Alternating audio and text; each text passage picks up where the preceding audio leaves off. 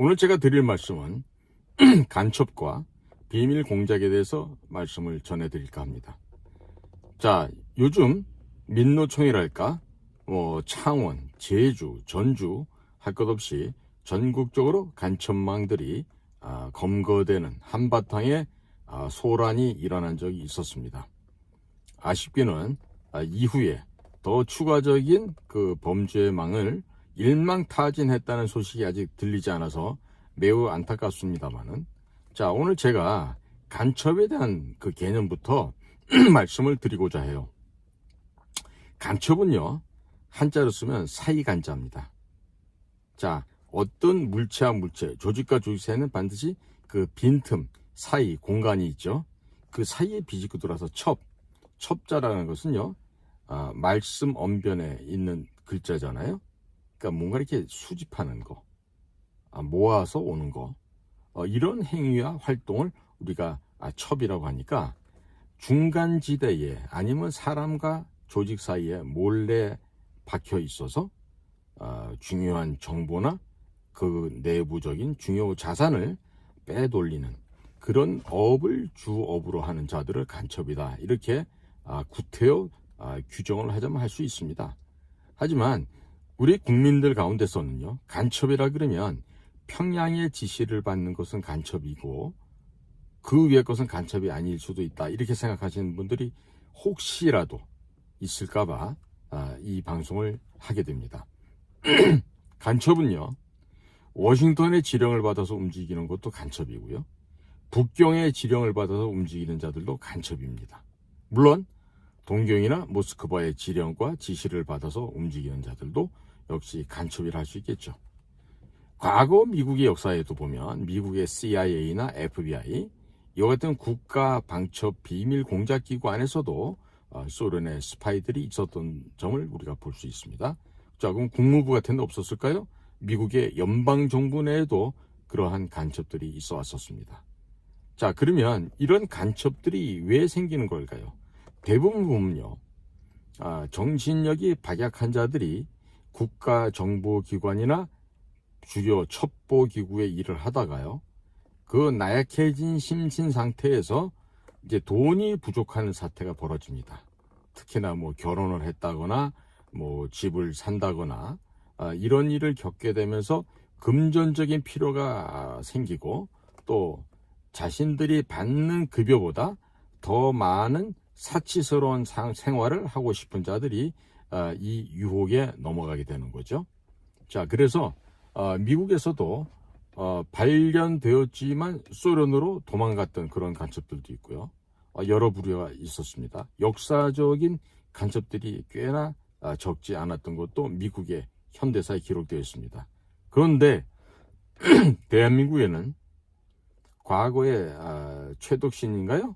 외교부 장관하다 북으로 넘어가서 천도교의 교주가 됐던 최덕신, 그다음에 그 부인 유영미, 그들이 북한에서 그 하나의 종교의 개창자로 행세를 했죠. 그런 사람들 제외하고 중앙정보부 혹은 안전기획부 혹은 국가정보원에서 적들과 혹은 우방국들과 내통했다고 하는 간첩이 제가 기억하기로는 아직 한 건도 없었던 것 같습니다. 자, 이 점에 있어서는요, 제가 지금 문재인 5년 동안 우리는 대통령과 서훈, 박지원 이와 같은 자들을 보면서 간첩도 이 나라의 대통령이 될 수 있고 간첩도 국가의 비밀조직, 국가정보원의 수장이 될 수 있구나 라는 점을 이미 역사적인 현장에서 보아왔습니다. 실전을 우리는 배우 익혔던 겁니다. 그러니까 대한민국 역사상 매우 치욕스럽긴 하지만 국가 원수인 대통령도 간첩이었고, 국가 비밀정보기관인 국가정보원의 그 원장도 간첩이었다라는 사실이 지금 이제 세상에 알려져 있지 않습니까? 그러니까 그 지나간 문재인 5년 동안에 벌어졌던 각종의 범죄 행위를 밝혀내지 않으면 어떻게 되죠? 문재인을 책방에서 지원하는 그런 결과가 나오게 되죠. 그러면 그러한 일을 하지 않으면 간첩들과 혹시나 동조하고 있는 것은 아닌가, 이러한 의심을 할 수밖에 없는 것입니다. 그래서 간첩이라고 하는 의혹을 제기할 수가 있게 되는 것이죠. 우리 우파에서는요, 말로는 뭐 이렇게 북한의 김일성을 배격하고 국가를 위하고 여러 가지 얘기를 하는데요. 실질적으로 행동을 해야 될 상황이 되면 내 연금에 기스가 나서 연금을 타지 못할까 걱정이 돼서 안 나오거나, 이런 것들이 이제 대한민국 공직자들 그리고 대한민국에서 장성급들에서 가장 흔히 볼 수 있는 경우죠. 자신이 받는 연금에 손해가 발생할 것을 두려워해서 절대로 행동을 옮기지 않는 이런 부류들이 거의 아마 95% 이상이라고 생각이 됩니다. 자, 그렇듯이 제가 지금 간첩 의혹을 받는 거는요, 지금 문재인이가 만들어서 김정은에게 넘겼다는 USB를 안 찾아내면 그건 역시 간첩을 지원하는 꼴이 되죠. 결과적으로. 또 김정숙이처럼 온갖 주제넘게 사치 품목에 돈을 물쓰듯이 쓰고 다녔는데 그 범죄 행위를 안 밝힌다? 이것 또한 간첩의 간첩 일가를 보호하게 된 결과가 되니까 그 또한 간첩으로서의 의혹을 받게 되는 거예요. 그런 차원에서 간첩이지 바로 무슨 북경하고 평양하고 내통했다는 뜻이 아닌 것입니다.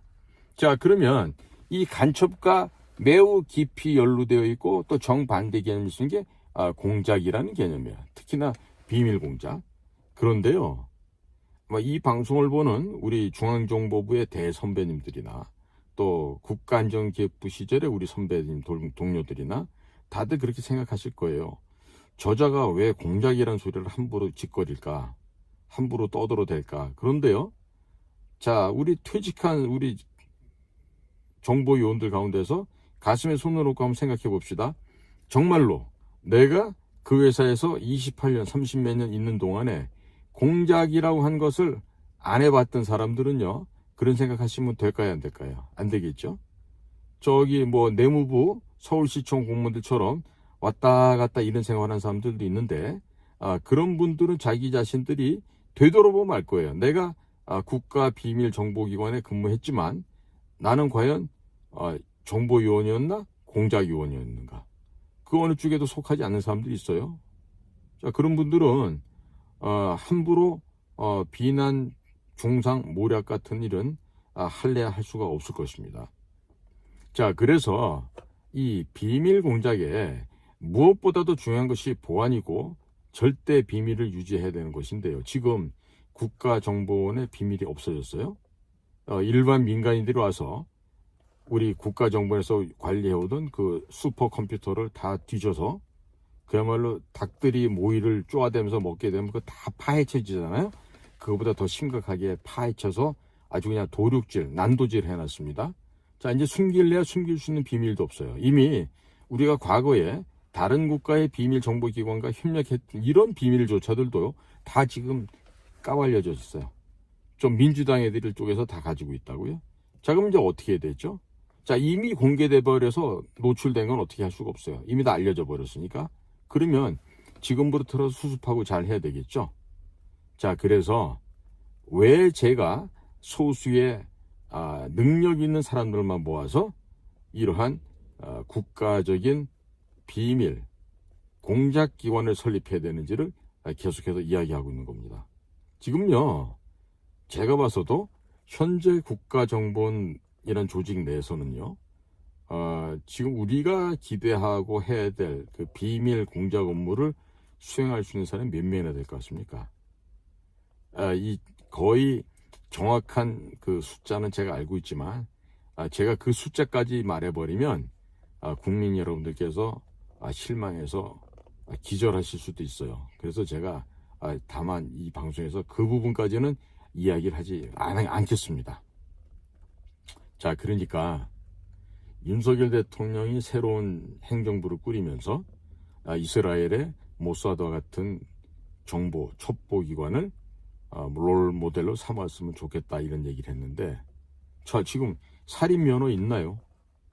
사람을 비법이든 불법이든 비합법이든 가서 제거를 하고 왔을 때 그거를 갖다가 커버해 줄 수 있는 그런 그 백스탑, 커버리지가 있습니까? 그런 게 법적으로, 제도적으로 안 돼 있어요. 자, 그러니까 그런 것부터 해야 되겠죠. 그리고 진짜 우리 비밀 공작기관은요, 이스라엘 모사드처럼 한다 그러면 뭐부터 해야 됩니까? 해외 나와 있는 북한에서 파견시킨 국가 보위성 직원들, 반탐국 직원들, 또 해외 외무성 직원들, 뭐 기타 등등의 정찰총국 요원들, 이런 요원들을요, 전혀 예상하지 못한 곳에서 제거해 버릴 수 있는 그 역량이 되어야 되겠죠. 또 마찬가지로 평양에서 제3국 경유해서 다른 나라를 다니는 그런 북한의 주요 인사들을 납치 혹은 감금해서 중요한 첩보를 얻어낸다거나 아니면 협조하지 않으면 현장에서 과감하게 목을 따서, 즉 생명을 제거하는 그러한 요인 납치와 암살, 이건요 밥 먹듯이 할 수 있는 그런 조직이 돼야지 그 모사드 같은 조직이 되는 거예요. 과거처럼 무슨 보고서에다가 네? 뭐 육하 원칙에 의해서 뭐 보고서를 잘 쓴다 어쩐다 그러는데요. 그런 보고서 100년 써봐야 국가 이익과 국가 안전에 전혀 도움되지 않습니다. 저도 해봐서 압니다. 그러니까 앞으로 말이죠. 그 데스크에서 책상머리에서 업무를 배우고 익혔던 사람들이나 그 오로지 그 보고서 의존해서 살아왔던 사람들은요. 그 함부로 입을 갖다가 열고 또 그 입속에서 나오는 말이라고 아무런 말이나 하면 안 됩니다. 절대로 그거 하면 안 됩니다. 특히나 우리 그 정보기관에 근무했다고 하는 그 뒷배경을 갖고 뭐 유튜브를 하든지 뭐 언론사 뭐 기고를 하든지 뭘 하든지 간에요. 자신이 해보지 않고 말이죠. 그 입으로 조잘거리면서 어떻게 이번에 국회의원이나 한번 돼볼까? 어디 시장 군수 한번 돼볼까? 뭐 이런 생각을 가지고 움직이는 사람들, 이제 국민 여러분들 보시면 알 거예요. 저자가 깊이가 있는지, 아니면 실제로 현장에서 일을 해본 사람인지, 이제 국민 여러분 보시면 판단이 가실 거예요. 그러니까 그런 자들의 목적은 오로지 지금은 유튜브를 해서 돈을 번다거나, 아니면 정치판에 나가서 국회의원이 된다거나 이런 거예요. 제가 지금 말씀드렸죠. 이전에도 우리 국가안전기획부 시절에 권영애 부장, 또 국가정보원 시절에 김만복 원장, 이런 분들이 끝나고 나서 국회의원이 되려고 온갖 그 수단과 방법을 안 가리고 고향 시민들, 군민들 모셔다가 국가정보원 견학시키고 또 선물 나눠주고 일종의 불법 사전 선거운동을 했다가 모두가 다 그 꿈을 이루지 못한 바가 있습니다. 그러니까 정보기관에 들어온 사람은요, 뭐 할 일 없어서 그 정말 짐승만도 못한 그런 국회의원을 하겠다는 거예요. 그 머리가 썩은 사람들이 아니면 그런 생각을 가질 수가 없습니다. 그리고 국가정보원이란 국가정보기관은 누구나 다 거기에 입사를 하면은요, 그곳이 바로 나의 무덤이다라는 생각을 갖고 일을 하는 겁니다. 내 목숨을 바쳐서 일하는 직장터가 돼야죠. 내가 여기를 마치고 나면 뭐 국회의원을 하고 장관을 하고 이런 생각을 하잖아요. 그런 자들 때문에 다 망한 거예요. 그런 자들 때문에. 자, 그러니까 오늘 제가 말씀드리는 건요, 간첩의 종류는 평양의 지령을 받는 것 외에도요, 일본 동경에 지령받고, 중국 북경에서 지령받고, 미국 워싱턴에서 지령받고, 이런 여러 가지 종류의 간첩들이 많이 있다라는 거. 물론 러시아도 빠질 수가 없겠죠. 그러니까 국민 여러분께서는 간첩을 판별하시고 간첩을 분류하는 기준을요, 국가정보원 출신은 아주 깨끗하다, 이 생각도 버리셔야 되고, 예를 들어서 외교부 공무원 출신이고 뭐 우리 뭐 기관에 장차관을 했다 이러면요, 보증수표도 생각 곤란합니다. 그런 가운데 정말 진정한 간첩들이 숨어서 적들과 내통을 하고 있어요. 그렇기 때문에 이 보안 방첩, 이 간첩을 잡아내는 일에는 국경도 없고 신분의 고하가 없습니다. 제가 오늘 드리는 말씀을 좀 의미 깊게 받아들여 주셨으면 좋겠어요. 제가 그 중국에서 근무를 해봤지만요. 이 보안 방첩은요. 중국 국가안전부 MSS라고 하죠. 단연 세계 최고입니다. 제가 저의 라이벌이고 어떻게 보면 뭐 우리의 뭐 적이다 이렇게 뭐 하는 사람들도 있겠지만 이 중국 국가안전부야말로 역사상 비밀 공작, 지하 공작, 또 자국 내에 들어와 있는 해외 정보 공작 요원들에 대한 그 정말 압박을 더함으로써 중화인민공화국, 즉 중국 공산당의 이익과 안전을 도모하는 데 있어서는 중국 안전부가 최고였다. 중국 안전부야말로 최고의 에이스였다.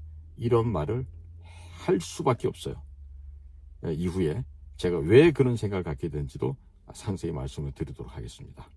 오늘도 저희 공작관 TV를 경청해 주신 모든 국민 여러분들께 감사를 드립니다. 건강하세요. 이호근 방송. 구독, 좋아요는 좋은 방송을 만드는 데 큰 힘이 됩니다. 감사합니다.